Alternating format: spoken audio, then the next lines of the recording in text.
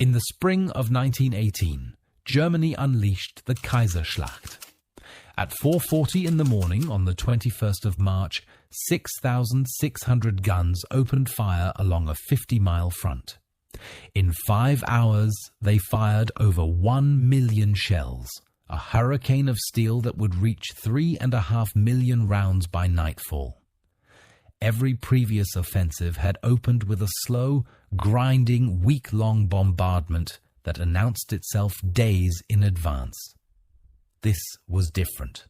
A perfectly synchronized storm, high explosives, tear gas, and lethal agents fired in precise sequence to blind command posts, cut telephone lines, and force British gunners to rip their gas masks off at exactly the wrong moment. Then the Stoßtruppen came through the fog, small teams, fast and low, visibility down to 10 feet. No massed waves, no upright advance into machine gun fire. Trained specifically for this, to probe for gaps, push through them, and keep moving. They didn't stop at fortified positions, they went around them. By the time the British defenders understood what was happening, German assault units were already miles behind the front, attacking artillery positions and command posts from directions that had never been designed to face infantry. The men in those teams carried a refined arsenal: satchel charges, stick grenades by the dozen in canvas sacks worn across the chest, portable flamethrowers, all of it blooded through years of trial at Verdun and the Somme. The standard components of a high-speed doctrine of violence. By the end of that first day, the British Fifth Army's front had collapsed across 40 miles.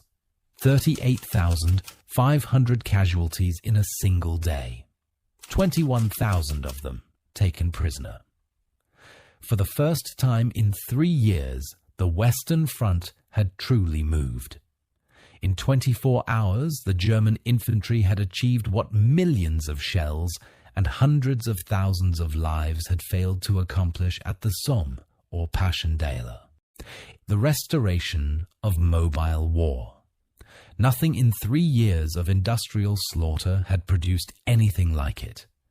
To understand how, you have to go back 47 years. The men who pulled that off didn't appear in 1918. The doctrine behind them didn't start in the trenches. It started in the Franco-Prussian War of 1870 and 71, in the gap between how Prussian junior officers responded when the plan stopped working and how their French counterparts froze. The French waited for orders. The Prussians made decisions.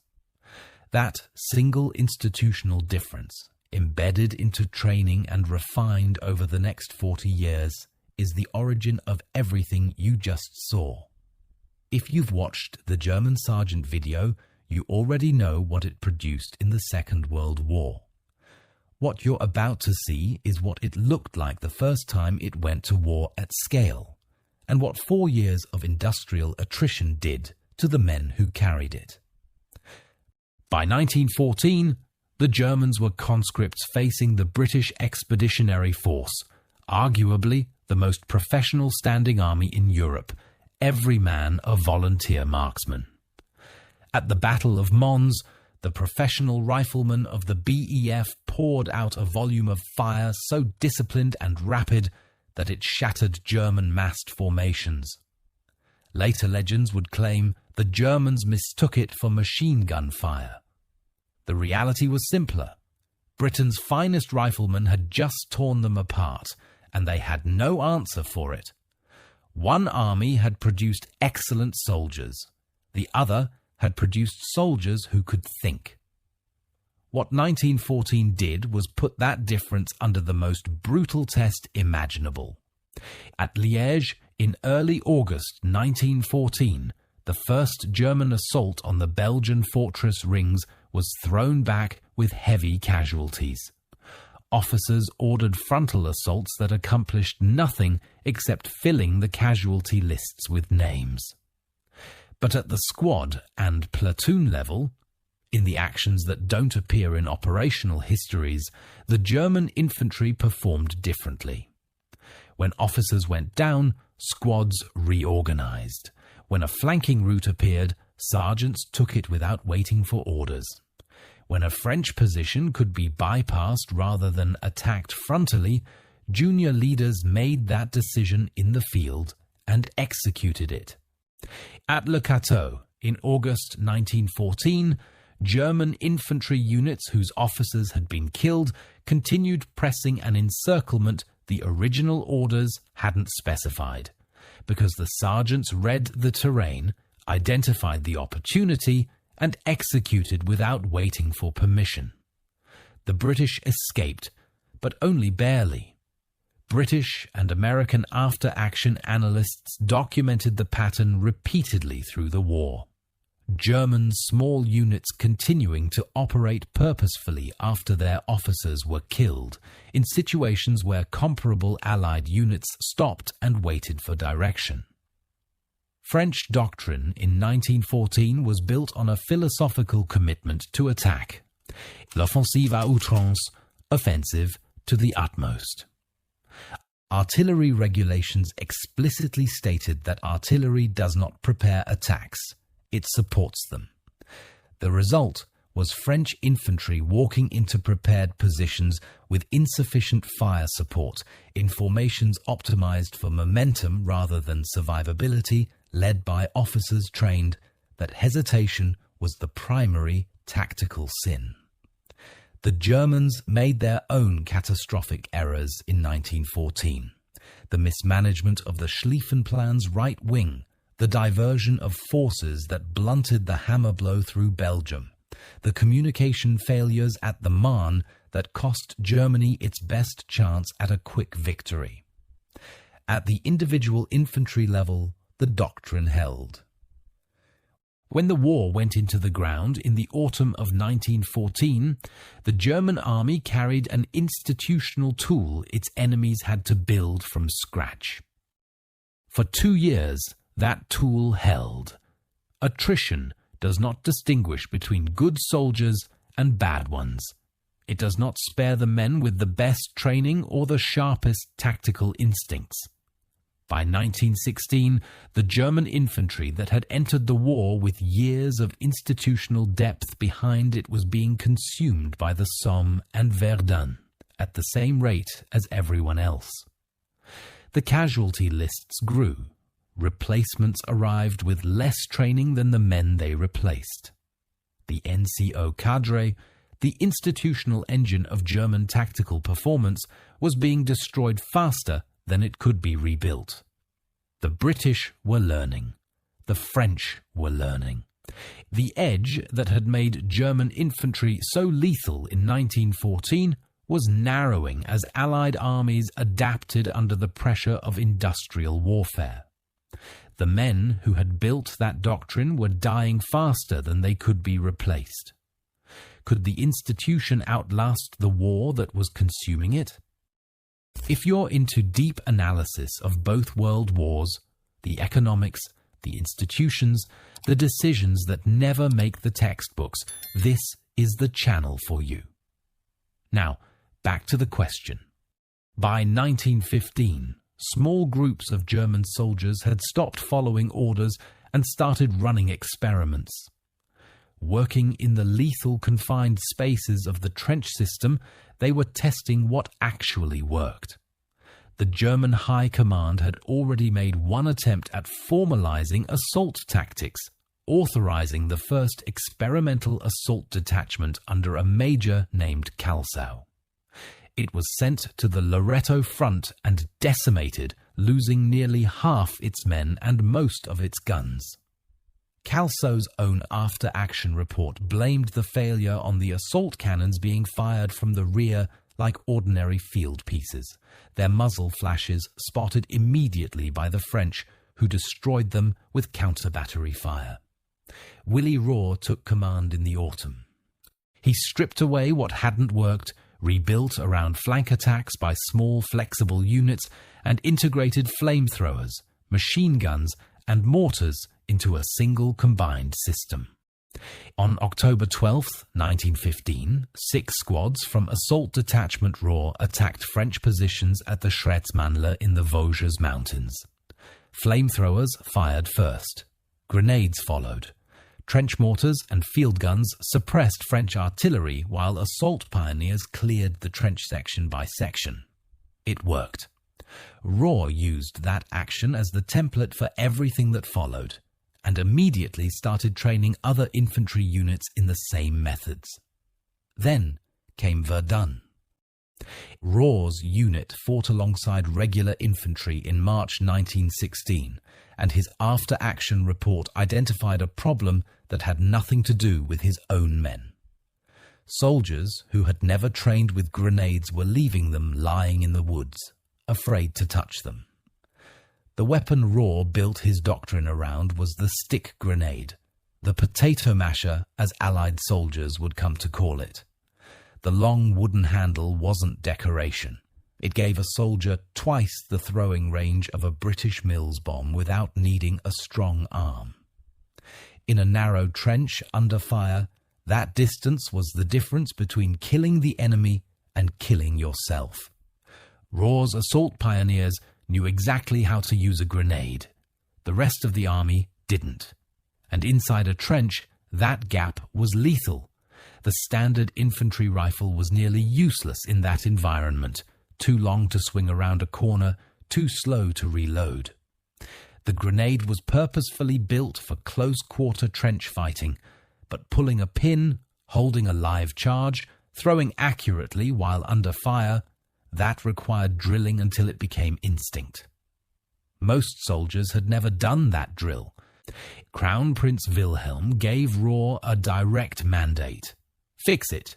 Train the entire army in modern close combat, the grenade as the primary offensive weapon supported by shorter carbines, flamethrowers, light mortars, and machine guns working together at the squad level. Ruhr established a full training ground at Doncourt, where thousands of officers learned to synchronize those arms into a single system. The result was the Stoßtruppen. Their goal wasn't the trench, it was everything behind it. A stormtrooper squad leader made rapid independent decisions. Which direction to move, whether to bypass a position or hit it, how to exploit an opportunity the original orders never anticipated. The squad was built around that decision-maker, but the infantry doctrine was only half of it. In 1914, a German infantryman carried a Gewehr 98. Stoßtruppen squads were built around something entirely different. The MG 0815. Heavier than the British Lewis gun at 39 pounds, water-cooled, capable of sustained suppressive fire that lighter Allied machine guns could not match. One element of the squad generated a base of fire with the MG while the grenade and satchel team closed and cleared. British and French formations in 1918 were still organized primarily around the bolt-action rifle, with Lewis guns or Schoschat light machine guns as supporting weapons. The Stoßtruppen squad was organized around automatic suppression and close-quarters clearance, built for the trench, not the open field. These tactics are sometimes called Hutier tactics, after General Oskar von Hutier, who applied them at Riga in 1917. But the name misattributes the credit. The real architects were Major Ruhr, who built and tested the assault battalion concept from 1915 onward, and Colonel Georg Bruchmüller, who designed the artillery system that made the infantry's job possible. Von Hutier applied their work. Ruhr and Bruchmüller built it. French captain André Lafargue had theorized bypassing strong points in a pamphlet as early as 1915. The Germans institutionalized what the French theorized, building the machinery to train every NCO in the army to execute it. In September 1916, Ludendorff visited Crown Prince Wilhelm's headquarters and saw Ruhr's men for the first time. soldiers in steel helmets and leather knee patches, armed in a way he had never seen on the Eastern Front. On October 23rd, he ordered every army on the Western Front to create its own assault battalion modelled on RAWs. One unit's experiment became army-wide doctrine in a single order. Now, none of this works without the artillery. And what Bruchmüller did to artillery in this war is one of the most underappreciated revolutions in military history. Every offensive for 3 years had opened the same way. Days of sustained bombardment, registering guns with ranging shots, announcing the attack to every defender within earshot. Bruchmüller eliminated it. Using the Pulkowski method, mathematical tables that accounted for barometric pressure, wind speed, muzzle velocity, and even the varying thickness of each shell's steel casing, German batteries could achieve pinpoint accuracy without firing a single warning shot. The British had no idea what was coming until it was already landing on them. And the gas sequence Bruchmüller designed was ruthless in a way that still reads as shocking a century later. Blue Cross shells didn't contain gas in the conventional sense. They contained diphenyl chloroarsine, a fine arsenic dust engineered to penetrate the particulate filters of British gas masks. The sneezing fit it induced was so violent it caused vomiting, forcing soldiers to tear their masks off. Immediately following came Green Cross shells. Lethal phosgene, a mechanical hack of the human body. The mask designed to save a soldier's life was turned into the instrument of his death. The psychological shock was absolute. By August 1918, Hugo Schmeisser's MP-18 had reached the front, the first submachine gun purpose-built for infantry assault, the perfect weapon for the infiltration doctrine. But it arrived in a dying army. Tactical excellence could no longer compensate for a nation that had reached its breaking point. Operation Michael, 21st of March, 1918. Russia had left the war in 1917, allowing Germany to transfer nearly 50 divisions from the Eastern Front. But the American Expeditionary Force was arriving in France in growing numbers, and by summer 1918, the Allied manpower advantage would be decisive and permanent. The offensive had to achieve a strategic decision before that window closed, or Germany would lose the war by attrition. Divisions moved at night, horses with hooves wrapped in cloth, fires forbidden, reconnaissance aircraft constantly chasing away British observation planes. The British had almost no warning. When the bombardment hit, machine gunners couldn't see their fields of fire. Command posts went dark. Telephone lines went down within minutes. The British defensive system was paralyzed within the first hour. By the end of that first day, 21,000 British soldiers were taken prisoner, isolated, bypassed, cut off from any command structure that could tell them what to do. The British had actually adopted the German system of defense in depth, the same layered zone model Germany had used in 1917. The problem was manpower. They lacked the troops to man it properly, and the fog of March 21st turned their sophisticated zones of fire into isolated islands of chaos. The offensive stalled, and the reason went deeper than Allied reserves plugging the gap. Operation Michael was the first of 4 separate offensives Germany launched that spring, Georgette in April, then Gneisenau and Blücher-York in May and June. Each one intended to exploit or redirect what the previous one had started. None had a fixed final objective. Ludendorff was chasing tactical success and hoping strategic opportunity would emerge from it. It didn't. The German army had no trucks. Their supply columns were horse-drawn, and as the stormtroopers advanced, they crossed the old Somme battlefield, ground pulverized by millions of shells since 1916, churned into a lunar landscape that horses could barely cross. The elite infantry outran their food, their water, and their ammunition. The doctrine of speed was murdered by the terrain it had to cross to succeed. By the time the four offensives had spent themselves, Germany had inflicted enormous casualties and taken 239,000 of its own that it had no way to replace. The war continued for another 8 months before Germany collapsed under the combined weight of Allied industrial power, the naval blockade, and American divisions arriving faster than the shock troops could destroy them.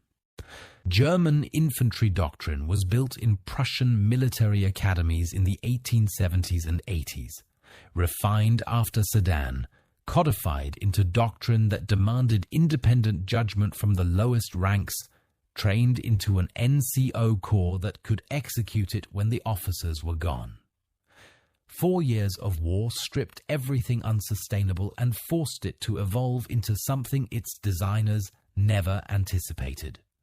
The Stoßtruppen were the tradition at its logical endpoint, but the concentration came at a cost. Only around a quarter of the German army were elite attack divisions. The rest were trench divisions, progressively hollowed out as the best men were combed out for the assault battalions. A German medical officer captured the divide in one observation.